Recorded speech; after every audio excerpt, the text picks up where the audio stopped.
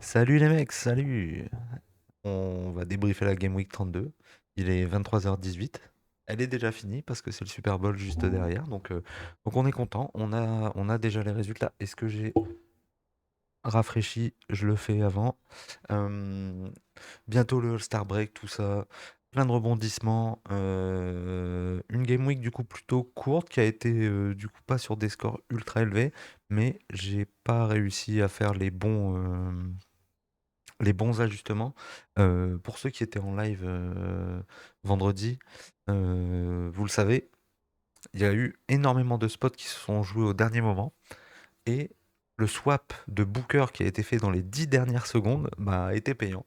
Donc, Batas Bouzelis à 34. 34, c'est une petite note quand on va aller voir ce qu'il y avait en dessous pour des L10 à peu près similaires. Mais du coup, moi, je prends 50 balles et une T3. 50 balles, une T3. Donc, la Game Week d'avant, on avait 100 balles, une T2. La Game Week d'encore avant, encore 50 balles. La Game Week encore avant, T3, T4. On est sur une belle streak en ce moment là. 15 balles, bon, petite streak, mais on prend quand même. Euh, donc, ici, on a eu Booker qui nous a mis bien dès le premier match. Jokic qui déçoit un petit peu, mais bon, pas grave. Paolo Banchero, 27. On va sûrement reparler de lui. Mohamed Gaye, un joli 58 des familles, à 50 de Nickel Alexander Walker. Euh, même le 36 de Cam Whitmore, il est pas mal, hein. Même le 36 de Cam Whitmore est pas mal. Qu'est-ce qu'on a eu d'autre? 71 de Bobby Portis, 82 de Lillard. Donc on a eu des grosses perfs un peu partout. On a Butler qui a joué, qui nous a fait un petit 45. On va reparler de Butler aussi, je pense, pour la Game Week à venir. Bon, ici, je prends une petite douille sur Towns, où ils ont pris une déculottée, le 61 de Wiggins, et j'ai pas vu si on avait des mecs de chez nous en haut. Est-ce qu'on a des gens du Discord? Je crois qu'on n'avait pas Titi. Ah ouais, si, Titi top 6. Titi top 6, donc il doit prendre ses 200 balles, j'imagine, top 10, ouais. Ça, 200 balles? Ouais, top 10, 200 balles, donc bon, ça régale pour lui. Au niveau des surperformeurs, donc là, je sais pas si je pense pas qu'on a déjà ceux qui étaient dans la Game Week, enfin les matchs de ce soir, les trois matchs de ce soir. Euh, les Bucks, les Sixers qui ont encore perdu un match sans leur équipe, enfin sans le meilleur joueur dans l'équipe adverse. C'est c'est dramatique. Euh, Bol Bol, Bol Bol, on savait pas trop. Il y avait du game time decision chez les Suns. euh, Bah ouais, in fine, pas mal des mecs des Suns ont surperformé. Bol Bol, Grayson Allen, Devin Booker, Royce O'Neal. Donc ça commence à faire pas mal dans le top combien? Dans le top 15, le top 15 pardon, des perfs. On se retrouve avec 4 mecs de la même équipe. Mohamed, Austin Reeves, Bobby Portis, Walker Kessler, Aaron Wiggins, oui, pardon, Carlton Carrington. Bon, le Luke Cornet, j'avoue, je pas vu un mec en parler, donc il n'y a pas dû être dans beaucoup de line-up. Nickel Alexander Walker, on avait des suspicions d'absence. Holmes, qui lui était dans pas mal de line-up. Beasley, on n'a pas eu le temps de faire le switch à la fin parce qu'on était dans le doute. Euh, Caruso, pas mal. Caruso, pas mal du tout. Euh, je sais pas si vous avez vu la déculottée que OKC a mis à Memphis, mais ça a profité aussi à Kenrich Williams. Nick Richards aussi autour de la 21e place. Donc voilà, il y avait des. T'as eu Jones aussi. Genre, dans le top 30, t'as 5-6 joueurs. C'est un peu abusé. Le Trayon qui a pas régalé de fou, mais on prend quand même. Moussa qui a signé son contrat, ça régale. Et qui s'est pris une énorme pêche dans la gueule Enfin, une énorme baffe plutôt dans la gueule de la part de Stewart qui voulait claquer un rebond. Davis nous fait ça en 2-3 quarts temps et qui d'un coup se prend une patate dans les côtes de la part de Casper. Et fin de match pour lui, game time decision. On espère que tout ira bien pour lui, mais on voit quand même, il y avait pas mal de gros scores, hein. Quand on voit un bol à 42, je sais pas s'il y avait des mecs qui ont profité de ce 42 de bol, mais en tout cas, si c'est le cas, les mecs, bien joué. Bien joué. On a Nikola Vucevic, la moins bonne, la moins bonne perf en termes de gains, avec Nembhard, Goodwin, ouais, PJ, Towns qui a dû fumer quelques line-up. Bon, on essaye de regarder s'il y a des mecs, peut-être que Hero aussi a dû en fumer deux trois. Ah, Patrick Williams, j'ai cru avoir vu des mecs qui avaient mis Patrick Williams. Nia Game Week sur un joli 5. Pas mal. Pas mal, pas mal. DeRozan, un petit 21. Monk. Ah, Monk à 41, ça commence à être un peu haut. Un peu haut pour lui. Ah, Jokic, hein, Jokic, in fine, qui est dans les pas bonnes perfs, avec son moins 11 par rapport à son L10. Bon, après, il est tout le temps MVP, mais quand même. Quand même. Maxi qui a pas envoyé de ouf non plus. Le franchise player des Kings, Zach LaVine, qui, bon, voilà. Voilà. Chet qui a fait un bon retour, mais bon, pour l'instant, on s'attend pas. Ça va faire du bien sur le 10. Je vais peut-être essayer d'en choper un pour la fin de saison. Est-ce qu'il y a des Chet S1? Il y a un mec qui vendrait son Chet S1. Ah, je pense pas, c'est impossible à trouver. C'est impossible à trouver. Le genre de joueur qui va toujours coûter assez cher, hein, vu que. Un peu à la Wemby, quoi. C'est des mecs qui ont. Bah, lui, il y a 3 cartes S1 et que de la carte S2, S3. Merde. Euh, Bon, pas d'énormes. Pas d'énormes douilles. Peut-être ouais, les Mavs, quelques Rockets. Mais dans l'ensemble, ça va. Donc c'est pour ça que la Game Week a un score. Le top en champ. Le top en champ, il est à 320. Bon, ça va. 320, ça va. Une game week à peu près normale, mais bon. Il faut des game week sur du un jour, etc. Avec pas mal d'équipes à un match pour avoir une game week à peu près normale. Et j'espère que vous avez profité du calme parce que bah, post-journée où il y a peu de matchs, et ben, ça va enchaîner de ouf. On a énormément d'équipes à 3 matchs et on a des bons match-up à pouvoir cibler. Euh, Toujours cibler les Wizards. Jordan Poole est en solo complet, donc on aligne du Wizards, et les Wizards sont toujours un spot. À voir du coup au niveau de Davis s'il va jouer, mais sinon il va avoir pas mal de matchs, comme le Thunder. Le Nuggets Blazers, les mecs, qui peut être un excellent match, hein, vu la forme actuelle des Blazers. Mais Jokic reste alignable sur c'est pas du double portant en plus, il me semble. Avoir le premier match de Luka Doncic version Lakers, c'est sur le Jazz, les mecs, ça peut être très très sale. Donc après, à voir s'il va essayer de. Je pense pas, hein, je pense qu'il va arriver à faire du Luka Doncic direct. Il se met rarement en retrait. Surtout que on a peut-être un spot du coup qui est réouvert pour Jackson Hayes et Coloco en attendant d'avoir mieux, parce que comme vous l'avez sûrement vu, Mark Williams est reparti des Lakers. Apparemment, les Lakers auraient trouvé des choses dans son profil, dans son dossier médical. Il me semble que c'est ça, hein. Il me semble que c'est en tout cas, c'est ce que j'ai entendu sur Bein. Ils auraient trouvé des choses qui auraient permis de faire capoter le deal. J'étais de ceux qui trouvaient que ça avait été cher payé pour Mark Williams. Du coup, dommage d'avoir all-in sur un mec comme ça, alors que il y avait peut-être d'autres mecs dispo pour le même tarot.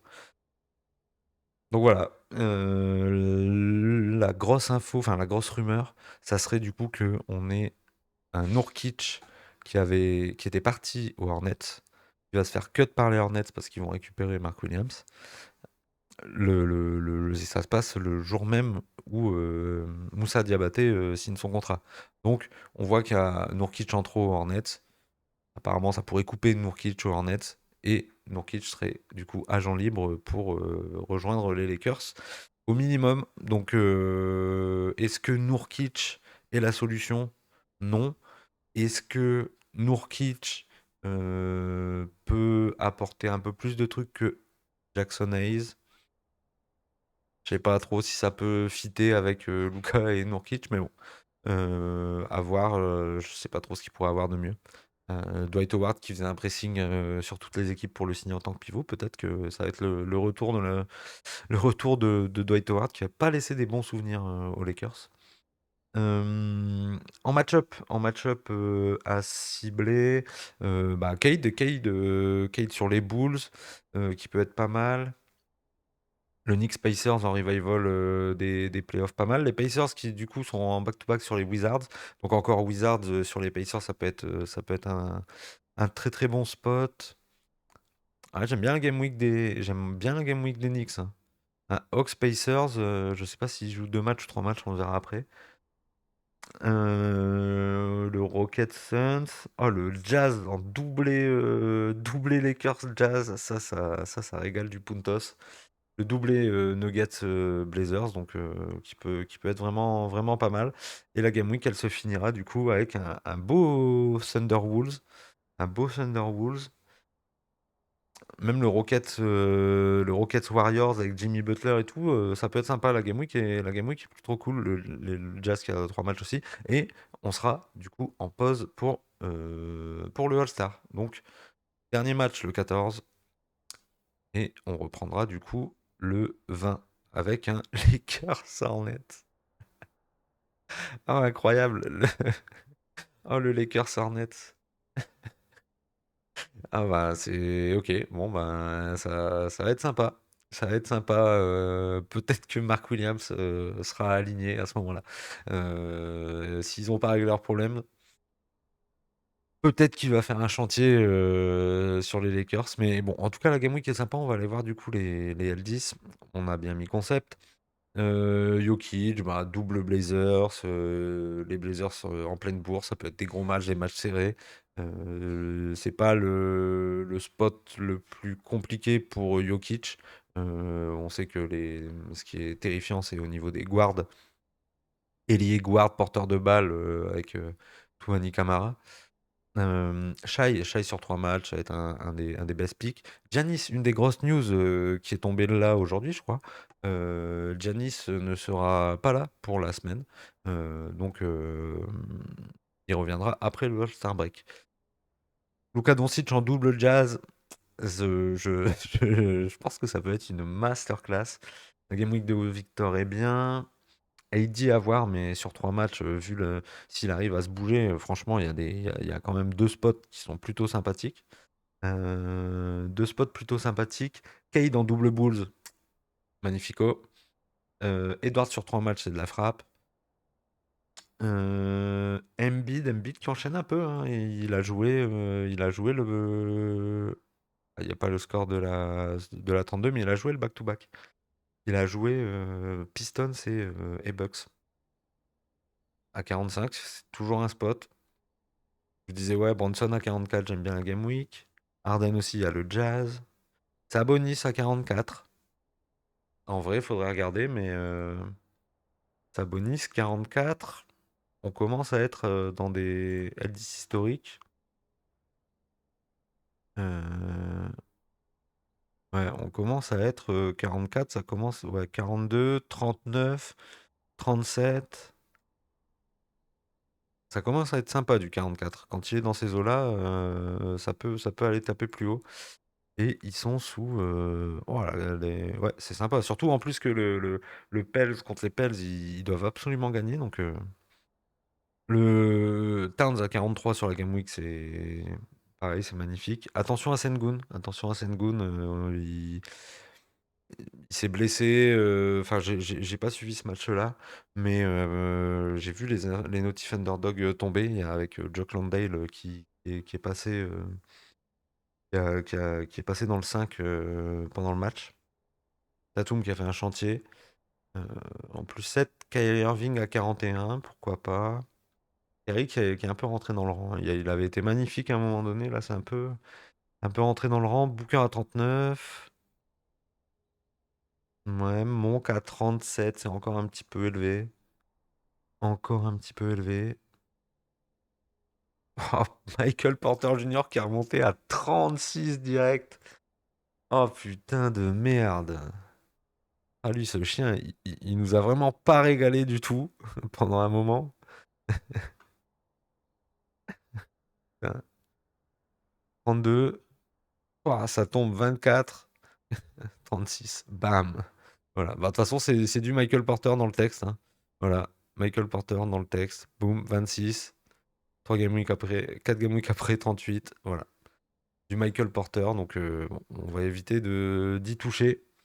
Tyrese Haliburton à 36. Ah ouais. Ah ouais. Ah, le Tyrese Haliburton à 36. Bon, après, on avait eu du Trae Young à 37. Toujours à 37 d'ailleurs. Toujours à 37. Le Austin Reeves, bon, que j'ai pas aligné, que je regrette un peu, je regrette un petit peu parce qu'il a fait une masterclass.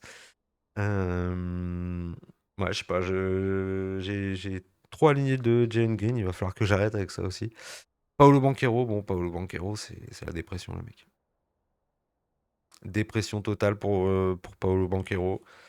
Euh, je vais quand même l'aligner parce que la Game Week peut être belle pour lui mais faudrait réussir à faire quelque chose, là, mon cher Paolo. Et même le Magic au complet, la pause peut leur faire du bien. Là, faut peut-être qu'ils se recentrent un petit peu sur eux. Markkanen et Kessler à 33 tous les deux avec 3 matchs, ça peut être très sympa. Ja Morant à 33, pareil, hein, en termes de mec qui. Voilà. Il fait des scores, mais il peut aussi faire. Voilà. La Game Week 29 où tu l'alignes, où il fait 11 DNP, t'as envie de tout exploser, hein. T'as envie de tout exploser. Moi, un des spots que du coup j'adore là, c'est Butler. Butler à 31 avec du match-up direct, Mavs, Rockets, course à l'ouest, très important de le gagner. Surtout bah, contre les Mavs, hein, qui vont être sûrement dans des niveaux de range un peu similaires si Davis se blesse. Ou la 31. Je pense que déjà, je vais avoir rien. Je pense que déjà, ma base, ça va être ça, hein, les mecs. Ma base, ça va être ça. Et puis après, il me restera 58 pour m'amuser. Tiens, on va regarder dans les gains. Dans les gains, on a quoi de projeté?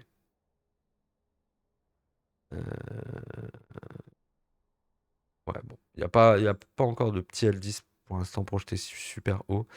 On va retourner au niveau de 31. Bim. Jalen Green à 30, ça peut être sympa, surtout si Sengun n'est pas là. Kuzma, qui a été dans le 5 là, contre les Bucks. Bilal à 28. Bobby Portis, 28. J'ai pas vu le score qu'il avait fait. Je pense pas qu'il ait amélioré à plus 36. Mais il avait été starter là contre Philly. Il a pas été starter. Donc, à voir. À voir, à voir, à voir. Kobe White en double piston. C'est un match peut-être un peu accroché.